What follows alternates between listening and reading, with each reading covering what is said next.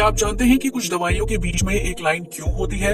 या फिर क्या आपको पता है कि इस दुनिया में एक ऐसा देश भी है जहां नए साल के मौके पर कार में आग लगा दी जाती है? क्या आप जानते हैं कि दुनिया का पहला होटल कब बना था और वो कहाँ है? क्या आपको पता है कि बाइक के हैंडल में ये एक्स्ट्रा पार्ट क्यों होता है? यकीनन आपने आज से पहले इतने अमेजिंग फैक्ट्स नहीं सुने होंगे, इसलिए वीडियो को आखिर तक जरूर देखें।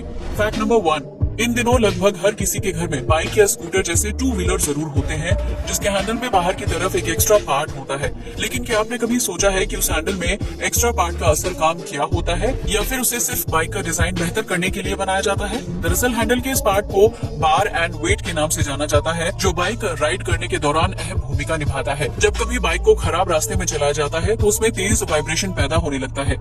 इंजन से निकलने वाले वाइब्रेशन को हैंडल पर मौजूद ये पार्ट संभाल लेता है, जिसकी वजह से बाइक चला रहे व्यक्ति को हैंडल पर वाइब्रेशन का एहसास नहीं होता है और वो बिना किसी परेशानी की लंबी दूरी तक बाइक चला सकता है। वहीं इस पार्ट का दूसरा काम बाइक के हैंडल को सीधे रखने का होता है, जिसकी वजह से तेज स्पीड के दौरान बाइक का हैंडल बैलेंस रहता है और बाइकर को ज्यादा थकान का एहसास नहीं होता है।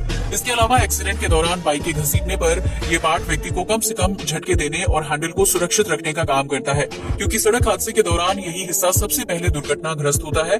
बाइक या स्कूटी के हैंडल में ये छोटा सा पार्ट बहुत ही अहम भूमिका निभाता है, जिसके बारे में ज्यादातर लोगों को कोई जानकारी नहीं होती है। फैक्ट नंबर 2, अमेरिकी स्पेस एजेंसी नासा हमेशा अपने किसी न किसी मिशन की वजह से चर्चा में बनी रहती है, लेकिन इन दिनों नासा की चर्चा में बने रहने की वजह कोई मिशन नहीं बल्कि पुजारी की भर्ती है। दरअसल नासा ने अलग अलग देशों और धर्मों के पुजारियों की भर्ती शुरू की है, जिसके तहत पुजारियों को नासा के साथ जुड़कर काम करना होगा। नासा का मानना है कि अगर भविष्य में उनका सामना एलियन से होता है तो उस स्थिति में विभिन्न धर्मों के पुजारी अपने धर्म के लोगों को शांत करने और उन तक मैसेज पहुँचाने का काम करेंगे। इसके अलावा अगर परग्रही धरतीवासियों पर हमला कर देते हैं तो उस स्थिति में पुजारी ईश्वर की शक्ति से उनका सामना करने की कोशिश करेंगे। इन सभी बातों को ध्यान में रखते हुए नासा पुजारियों की भर्ती कर रहा है, जिसका आने वाले समय में क्या रिजल्ट होगा ये कह पाना थोड़ा मुश्किल है।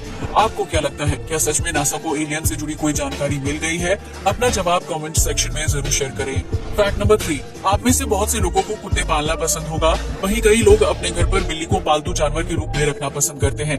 लेकिन क्या हो अगर किसी व्यक्ति को कुत्ता और बिल्ली दोनों जानवर पसंद हो, लेकिन वो घर में किसी एक को ही रख सकता हो? ऐसे में आपको वियतनाम में तैयार की जा रही अनोखी प्रजाति के जीव को घर लाना चाहिए, जिसमें कुत्ते और बिल्ली दोनों की ही क्वालिटी होती है।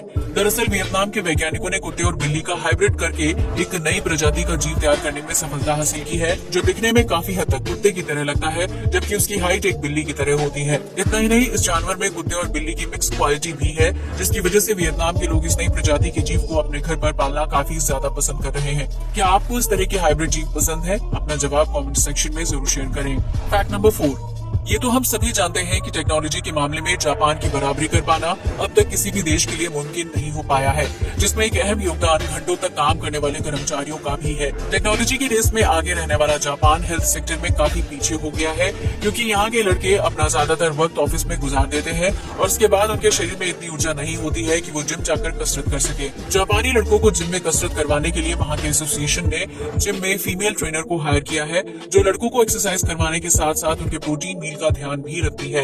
ऐसे में खूबसूरत लड़कियों से ट्रेनिंग लेने की चाह में कई लड़के ऑफिस के बाद सीधा जिम में जाकर कसरत करते हैं, जिससे उनकी बॉडी भी फिट रहती है और उन्हें रेटिंग करने के लिए गर्लफ्रेंड भी मिल जाती है। तो ये कहना गलत नहीं होगा कि एक लड़की चाहे तो लड़के से कुछ भी करवा सकती है, और जापान के जिम एसोसिएशन को ये बात समय रहते समझ आ गई है।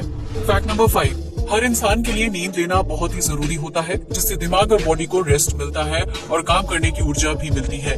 लेकिन क्या आप उस महिला के बारे में जानते हैं जो पिछले 4 साल से बेहतरीन नींद का आनंद उठाने के लिए तरस गई है? दरअसल पोलैंड में रहने वाली मालगोर्जाटा नाम की महिला सोमनीफोबिया नाम की एक दुर्लभ बीमारी से ग्रस्त है, जिससे पीड़ित व्यक्ति को नींद नहीं आती है। इस बीमारी से पीड़ित व्यक्ति को सोने से डर लगता है और उन्हें ये चिंता सताने लगती है कि अगर वो गहरी नींद में सो जाएंगे तो उन्हें बुरे और डरावने सपने आएंगे। इस दुर्लभ बीमारी से पीड़ित व्यक्ति धीरे धीरे सोना बंद कर देता है और एक वक्त ऐसा भी आता है जब उसकी नींद पूरी तरह से गायब हो जाती है और व्यक्ति डिप्रेशन, तनाव और अन्य गंभीर बीमारियों से ग्रस्त हो जाता है। ऐसे में सोमनीफोबिया से पीड़ित व्यक्ति की याददाश्त पर बुरा असर पड़ने लगता है, जिसकी वजह से वो छोटी छोटी चीजों और बातों को भूलने लगता है, जबकि कई बार तो व्यक्ति अपने रिश्तेदारों को पहचानने से भी साफ इनकार कर देता है। हैरानी की बात यह है है कि ये बीमारी बहुत ही ज्यादा दुर्लभ है, जिसकी वजह से वैज्ञानिक आज तक इसका कोई सटीक इलाज नहीं खोज पाए हैं। फैक्ट नंबर 6, अगर आप एक लड़की हैं तो आपको क्रॉप टॉप पहनना तो जरूर पसंद होगा, जो वर्तमान में काफी ज्यादा फैशन में भी है। लेकिन क्या आप जानते हैं कि आज जिन क्रॉप टॉप को पहनकर लड़कियां स्टाइलिश लुक अपनाती हैं, वो असल में लड़कों के लिए बनाए गए थे। जी हाँ, आपने बिल्कुल सही सुना। साल 1938 के दौरान क्रॉप टॉप को लड़कों के लिए डिजाइन किया गया था।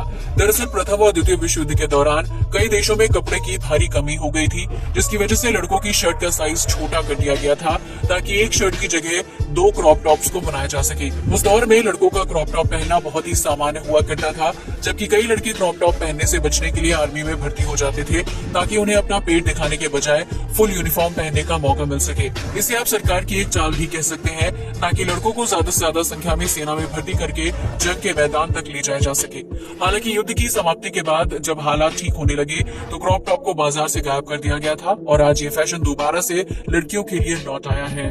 फैक्ट नंबर 7, आज के आधुनिक युग में पर्यटन काफी ज्यादा बढ़ गया है, जिसकी वजह से हर देश, शहर और हिल स्टेशन में बड़े बड़े होटल और गेस्ट हाउस खुल गए हैं।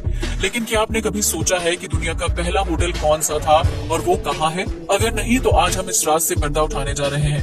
दरअसल दुनिया का पहला आधिकारिक होटल आज से लगभग 1300 साल पहले बनाकर तैयार किया गया था, जो जापान में है और उसे द निशियामा ऑनसन क्यूनकान होटल के नाम से जाना जाता है। उस दौर में इस होटल को कम सुविधाओं के साथ तैयार किया गया था, जबकि तब यहाँ गिनती के कमरे हुआ करते थे।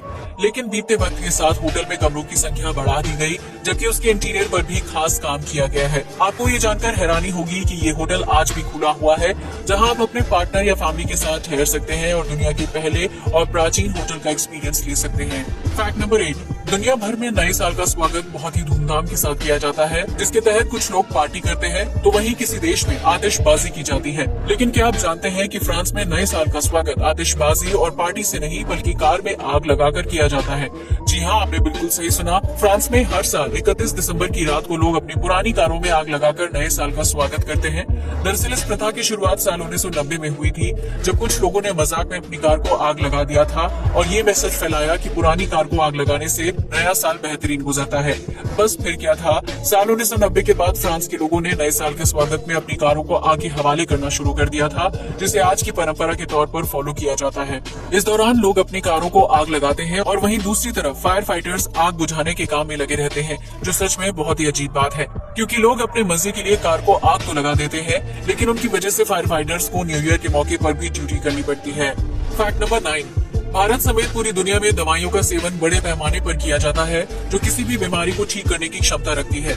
लेकिन अगर आपने कभी दवाई को ध्यान से देखा है तो ये पाया होगा कि कुछ दवाइयों के बीच में एक सीधी लाइन होती है। ऐसे में क्या आपने कभी सोचा है कि दवाई पर बनी उस सीधी लाइन का क्या मतलब होता है और उसे क्यों बनाया जाता है?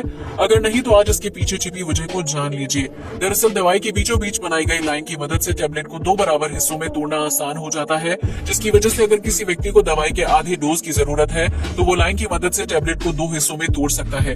यही वजह है कि इस तरह की सीधी लाइन हाई पावर वाली टैबलेट में ही होती है, जिन्हें कभी कभी पूरा नहीं खाया जा सकता है। पीड़ित को उस दवाई की जरूरत होती है, लेकिन कम मात्रा में, इसलिए टैबलेट पर मौजूद लाइन दवा को 2 हिस्सों में तोड़ने और उसकी पावर को कम करने का काम करती है। आमतौर पर इस तरह की लाइन 1000 mg वाली टैबलेट्स में देखने को मिलती है, जिसे लाइन की मदद से तोड़कर 500 mg के टुकड़ों में लिया जा सकता है। इसके अलावा कम पावर वाली दवाइयों में सीधी लाइन नहीं होती है, क्योंकि उन्हें एक ही समय में पूरा का पूरा खाया जा सकता है। आज के लिए बस इतना ही। जय हिंद दोस्तों।